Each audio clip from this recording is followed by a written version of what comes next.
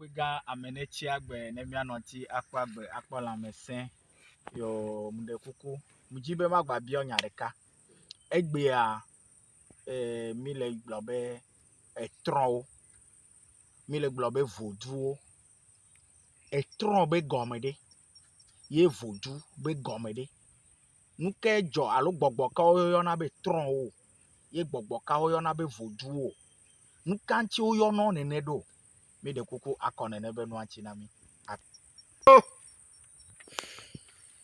egbe a na be Etron kobe alafia Etron peton de ka ye na be Etron nebe Vodzou wa go Vodzou sakpate wa go be atigari wa go be ajapa efonye tonye mi atogore wo wonuka wo kade wo zomoso jijipe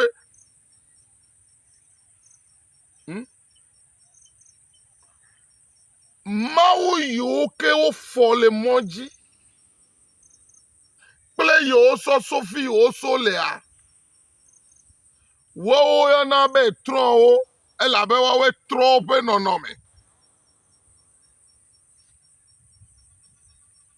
be ye kplo kaka ovado wo we nya me yo kenye na Etron si o ajimasi o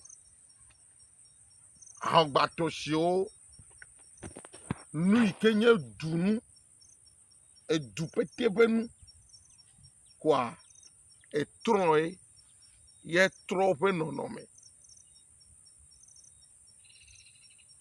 nu ka na be mi o mi ma pe me fala obe mawu ya e ami abe ye ke ye na be mi abe nonome Etron ye nye Etron o yo menye Etron o nye o menye mawu ho la America gbo togboro foro la degbe o foro so etomi o foro lo pe mo soso mi o foro lo ba gbochi do de o mi ta odu na menu na meku afi o gada na bubure nu Vodzou yenye Vodzou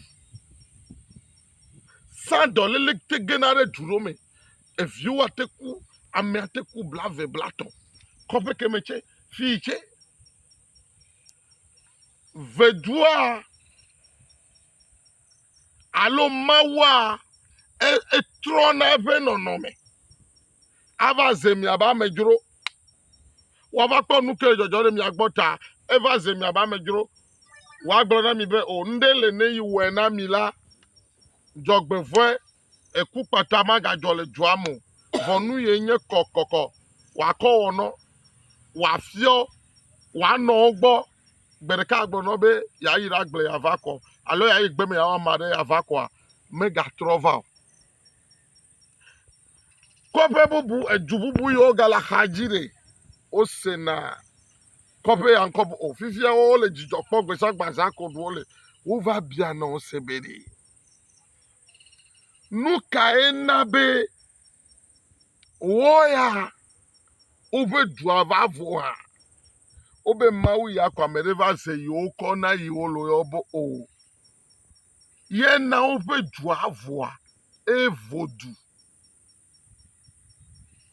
ye nye Vodzou kwa ezunu hoho wate wename esemera ofiao wate wename ezu e Vodzou o chate va we dare mi amedume eduala vo kake Etron kenye Etron so hogbea no vinye medicamente wena wo a medicamente so kwa ikliko ekpogame kwa va to amega shobere wo pe Etron ayo jibe no va wena yo gbide wo ma weno wa ko Vodzou ameti no fa wa na Vodzou ameti no fa na inogo ko wa na Vodzou ameti no fa akova protect apape vo mante va Vodzou kelega ma no la apape mu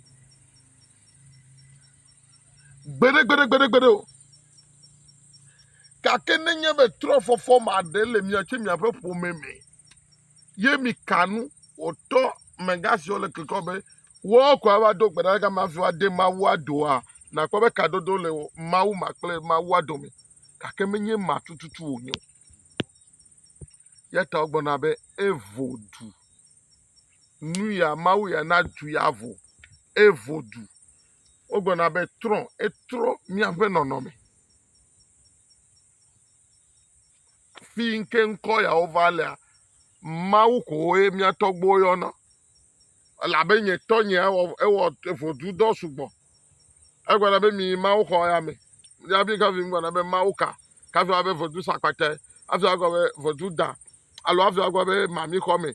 Afi ago be krachi rentegbo. Kaka obete ya mawu ko mi yo na o yo na so gbedegbe. Be mawu gawe alo. Kake visa ne ira merogo ko aglo be enu ago be tro matro. O alapai. O blame. Evodu. Edu ya zodu. Yeta yide ne ide du si adem kwa edu awodo du tro. Ne ma wole ma. Akpe.